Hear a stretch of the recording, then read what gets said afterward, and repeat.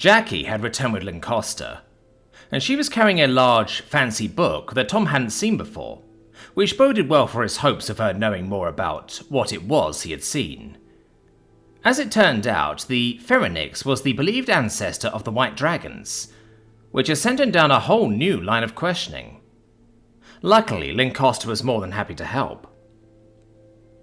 Jackie had crawled in under the covers next to him, with Tom embracing her in a side hug, while Lancaster sat down next to the bed on a wooden chair. She had ended up putting the book on the bed, as it really was rather heavy. Tom did feel a little bad watching her lean in over the book across the bed, but he really did not feel like going anywhere just yet. Besides, she didn't seem to mind. Dragonette spines are flexy, right? She'll be fine, he thought to himself, having a little chuckle as he thought back to some of the more odd positions he had sometimes found Jackie in when she decided nap time was in order. It had been quite easy to find the creatures from his dreams/vision, since Lord Tika had been so kind as to shout out the name of the monster that had killed his wife. Tom was still coming to terms with the fact Jelena had made the guy relive that, just like she had forced him. She barely even flinched at it, and Inquisitor Harvick had seemed overjoyed. It even sounded like this wasn't the first time he had done this. There is not flinching in the face of it, and then there is enjoying it, Tom thought to himself, as Lancaster explained. He was only half listening, thought still lingering on the dream. With some luck, perhaps the Inquisitor was long dead. It must have happened decades ago. Jelena was not a young woman anymore, after all. He could of course not tell Lancaster or Jackie the full details. He was keeping that all a secret. Safe in his little notebook. Well, as safe as he could, at least. There was no hiding that he'd had one hell of a night, and he had seen some shit to go with it. The after effects of the dream were strange. He had felt so sad, like he could feel the law's loss as if it were his own, an empty feeling like there was just nothing there. It had faded slowly, so he took heart in Jelena's promises that the effects did usually pass in time, even if those promises had often proved empty in his case before. But its horns didn't look like that, Tom objected, as Lancaster showed him a diagram of one of the beasts.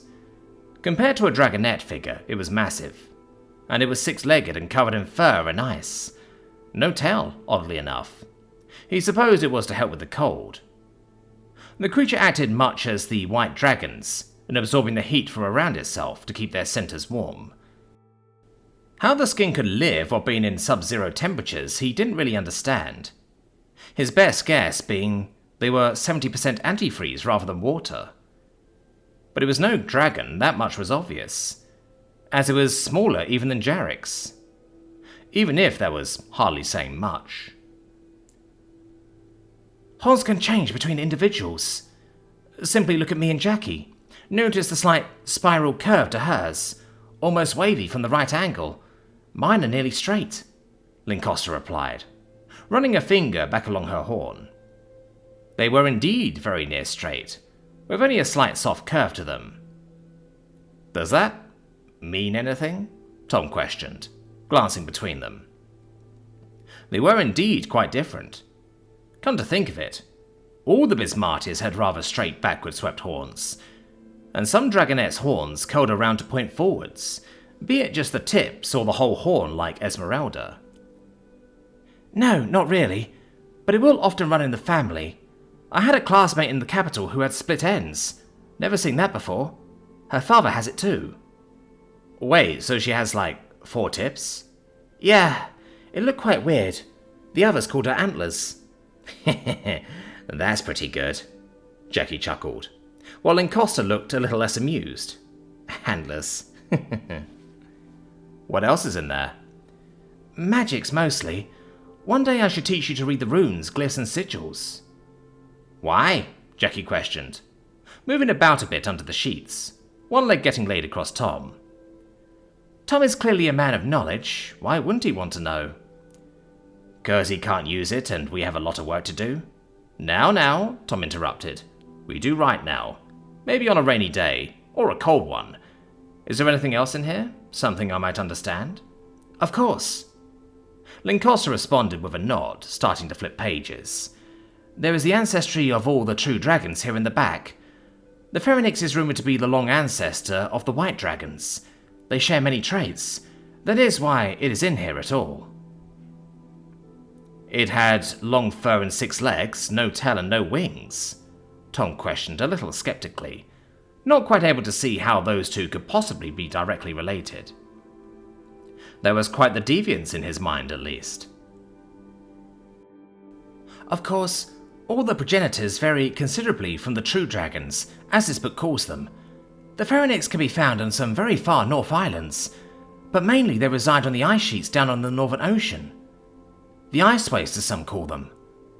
But supposedly they are very resistant to corruption, which lets them prey on the dark beings that tend to congregate far up north.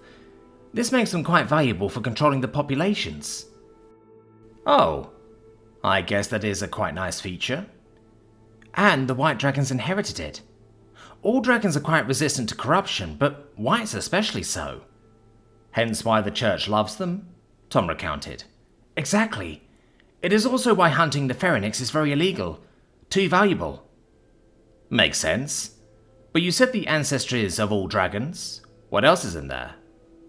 Right, yes, Lincosta replied, starting to page through the book before turning it around to show. Here, look. These are known as demon hunters, though the actual name is Zahikar. I didn't actually know that. They're quite rare, but there are many kinds that are often unique to a given island. Blue-crested, black-crested, mountain Zakar. This book only mentions some examples, but look, it hunts in the water. Tom looked curiously at the strange drawing. A rather long hornless thing with short legs that all seemingly sported webbed feet, at least according to the diagram. What colour are those? They are the ancestors to the blue dragons. They hunt using electricity. The Zahikar are quite a dark blue though, only natural considering what they eat. Rumour has it they get more and more vicious the older they get. They might hunt demons, but they will hunt you too. Right. So they can breathe lightning? Lincosta took the book back and started reading, finger running down the page. Tom waited patiently as she flipped to the next page, and carried on reading before finally looking up. No. Oh. Seems like a bit of a jump. The Pharynx does not possess a breath weapon either. The true dragons were made by the gods, you see. Right, Tom responded, slowly nodding. In his mind, it was perhaps a bit more likely the dragonettes hadn't quite worked out the evolutionary line yet. It had taken humans a very long time, after all. It was nothing to be ashamed of. Now, this one is luckily not found on this island, but if you travel you might have to look out for it, Lincosta went, paging a little more before turning the book to show. The Naulika. Relatively small, 6 legs, no wings. Fast in both sprint and endurance, but its bite contains a similar poison to a true green dragon. Only this one is a bit better at making you ready to eat. Assuming you are a Naulika, that is. It's a venomous dog? Tom questioned, looking at the helpful diagram. It certainly looked like it. I don't really remember what a dog is, but... Cute little fluffy thing, but it can bite and run like really far. Unless it's that one breed, what was it called? Jackie interrupted. Tom waiting to see what she would say, honestly curious. Couch potato, that's the one. Tom did his best not to snigger, Lincosta tilting her head. What a strange name for an animal. You called an electric otter a demon hunter, call it even, Tom responded, still pulling a slight smile. I suppose, Lincosta relented, as she went back to her book, seemingly none the wiser. But yes, be wary of this one. It will attack anything it thinks it's food, and they hunt in packs. Their aim is almost always to get one member of the pack into position, so it may land a bite on the prey. After that, they simply follow and wait. That is one nasty-sounding motherfucker. That is certainly a word for it. I've heard of places that have those kill on sight so that they don't decide you are prey rather than danger. Makes sense, Tom concurred. The discussions back home on how walls were to be handled echoed in the back of his mind, along with the remaining shards of longing for a wife that was never his. He hugged Jackie a little tighter, as Lancaster took the book back to change pages again. This one is fascinating. I had not actually heard much of these before. They are scarce and elusive. Oh, and they only live in deserts. The glass mole. The what now? Tom questioned, tilting his head. Lancaster cleared her throat and began to read an excerpt, seemingly finding that the easiest way to explain. The glass mole, also known as the sand drake, water hoarder, and sand dweller, they use their fire breath and extreme temperature resistance to melt desert sand into crude glass. They build burrows in the sand and make bowls to collect water during rain. Some have even been known to put a lid on the bowls to store the water for later. I'm sorry, what? Yes. They use the water they have collected to lure in possible prey. If you do end up wandering a desert, do be wary of any sudden pools of water you find. Can do, Tom replied with a nod, trying to think how something like that might come about. It's a living 3D printer. That's amazing.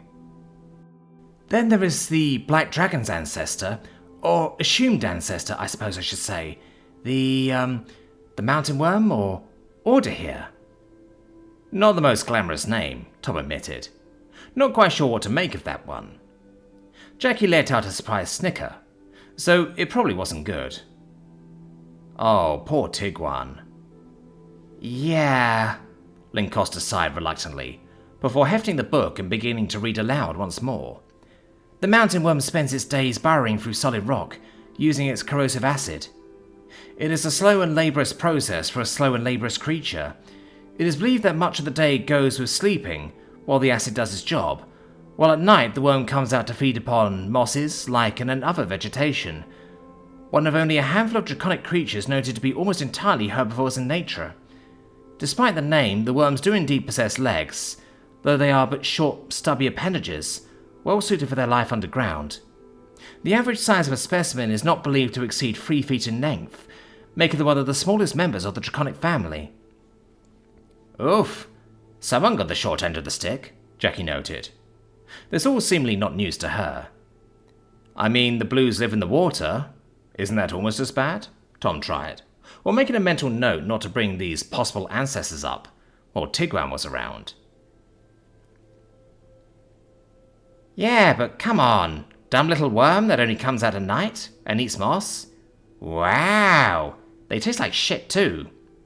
You've tasted one? Tom questioned, turning to look at her with a raised eyebrow. Yeah, we got plenty of them in the mountains running along the spine of the island. Remember the ones we saw when flying to Deriva way back? Oh, yeah.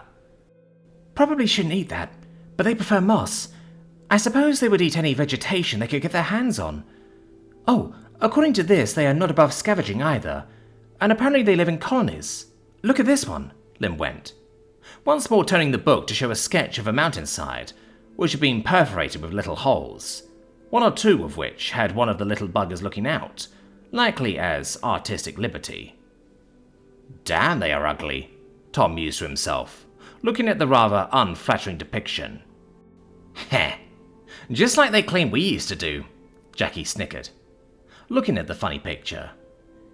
That is an established fact backed up by observations of more feral dragonettes that have been observed over the years, Lin countered. It sounded like this was maybe not the first time they had this discussion at the keep. Oh, please, us living in caves? At least pick a tree and build a nest or something like a normal person. That would not be very suited for winter now, would it? Fair point, Jackie had to concede, even though it looked like she was thinking hard on a rebuttal. I still don't get how all of these turn into dragons like Jarex and Tiguan. There is quite the jump between all of these, not similar at all, Tom questioned, wanting to steer the conversation back to these progenitors. The gods made them, of course, Lancaster reiterated.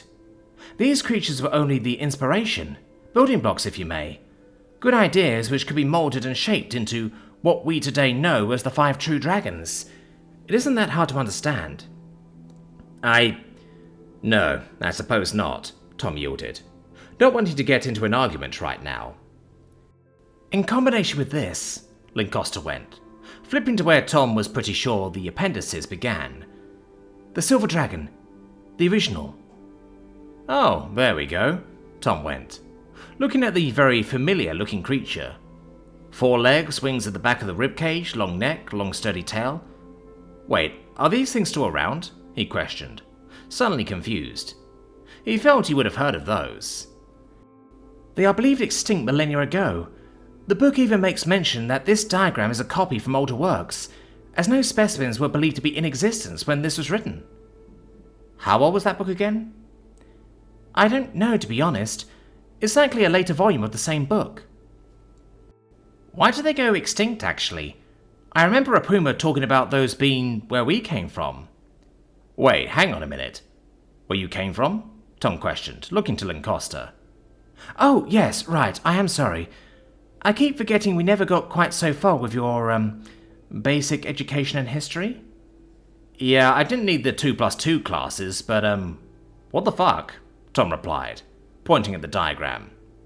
It might be a copied diagram, but there was a dragonette in the corner of a scale, and this silver dragon was no smaller than the true dragons. That's a lot bigger than you. Yes, we aren't quite sure. I mean, you were quite sure about the others? Well, yes. The church confirmed them as being the progenitors. They asked Itova and he confirmed it. He was the one who made them after all, Lancaster replied. Tom continuing to stare at her, hoping she would carry on, which she seemed a little reluctant to do. But when we asked as to our own ancestors, he wouldn't tell us. Right. Damn, gods can be a finicky bunch, am I right? Jackie replied with a sigh. Can't just be upfront about it. It is their choice to make, even if I think the church has tried many times to get an answer to that question. Actually, about that. Asking the gods, how? The high priests. The gods may choose to speak through their priests if they so desire. Tom had a slight flashback to some of Earth's speakers of God, and tried not to let his considerable skepticism show. Besides, one could see the gods with a good telescope around here, so maybe it was actually true, which was a terrifying prospect. Don't forget about just, random visions and the like, Jackie added in. It is very rare that those are actually the gods talking through you. Rare enough, there is some debate on if it's even possible. Visions may be a gift from the gods, but not the gods per se. Whatever you say. I'll just say a little prayer I get to have a vision about puppies one day. That's a thought right there. Have you ever tried to domesticate any of these? The Norlica seemed smart enough, Tom tried. Curious if perhaps the dragonettes had tried their hand at something more impressive than Balathon's brain-dead lizard. Oh, yes. I remember hearing stories of a tame glass mole once. It could do tricks and even walk on 2 legs. And the book even states Naulika are quite commonly tamed, thanks to their pack animal nature. They're used mostly to guard places, though they remain dangerous even after being tamed. I suppose a puppy with teething problems is, well, problematic if his teeth are full of poison, Tom mused in reply. He had perhaps been hoping for a possible keep dog. But, alas, possibly not the wisest option with children running around. I still think we should sacrifice a shadow drake to the gods and ask for a golden retriever, Jackie grumbled, retreating further down under the blanket. It looks so cuddly. Do you have pictures? I don't think I have seen a goldfetcher before, Lancaster questioned hopefully, eyes big and bright.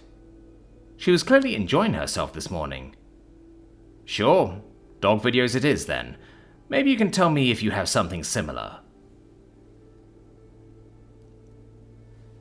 I swear by the gods above and below, if it rains before you get those fucking sticks in the ground, I will eat the lumber, Adriel growled out, her fury hanging in the air as silence reigned for a bit.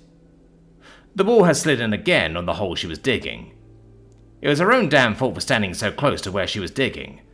Sav wasn't going to bring it up, though. Adriel was plenty pissed already. Sadly, Raouf had no such reservations. Well, you could try to get your fat ass clear of the hole. It's not fair in the hole. It's not made for a girl like you. The old farmer called out jovially, while leaning professionally on his shovel. A drill froze in place and turned to glare at the farmer. She took a good 3 seconds trying to come up with a response, failed, and instead picked up a fistful of dirt and went to throw. Raoul's eyes widened for just a bit before a drill's forelegs stopped mid-motion. The dragon's face grew strained as she struggled against her magical bindings. No, you're just wasting your breath, the guy hummed, relaxing on the shovel once more once he realized he was quite safe. A drill? Just leave it, Fengi tried in a calming tone.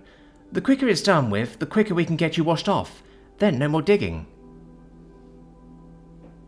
A drill strained for a moment longer, before she let her leg fall to the floor, her shoulders sagging and wings drooping in defeat. What a surprise, Fengi has forgotten what we have to do next. Quit your yapping. There's plenty more digging to do, and you all know it. Get to it. Dejectedly, the dragon got back to work, slowly and clearly trying her hardest to pretend that Rolf didn't exist. Fengi didn't look much happier, mouthing something to herself. There you go, good dragon. Now dig that hole so we can get this done before it rains again, like you said, Ralph heckled with a chuckle at the end. You were quite wise on that one.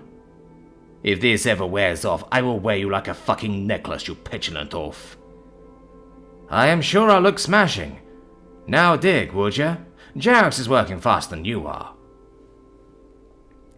Saf rather involuntarily glanced towards where the blue dragon was hauling away on the pulley mechanism to drive the big saw. Glira had already delivered her first load of logs for the day, and they were getting sawed into square beams in record time, as Glira went for a second load right away.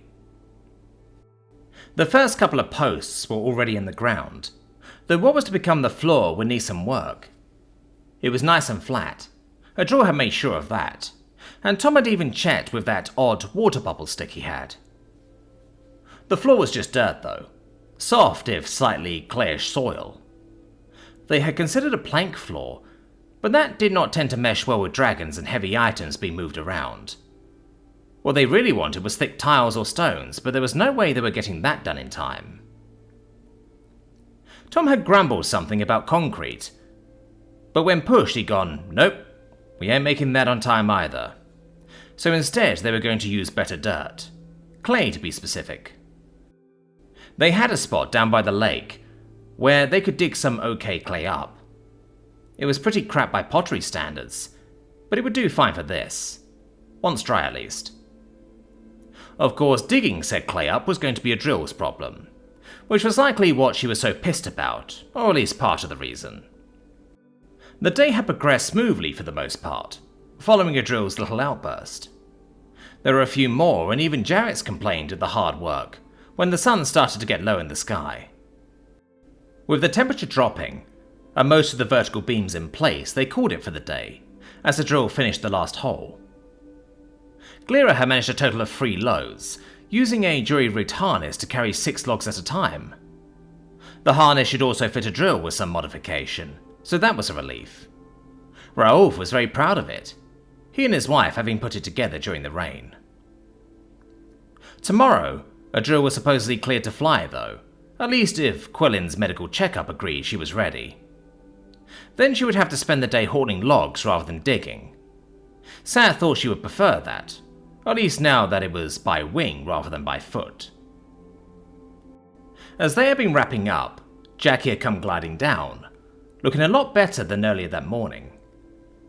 She did a quick circle above the work site before coming down to land amongst them.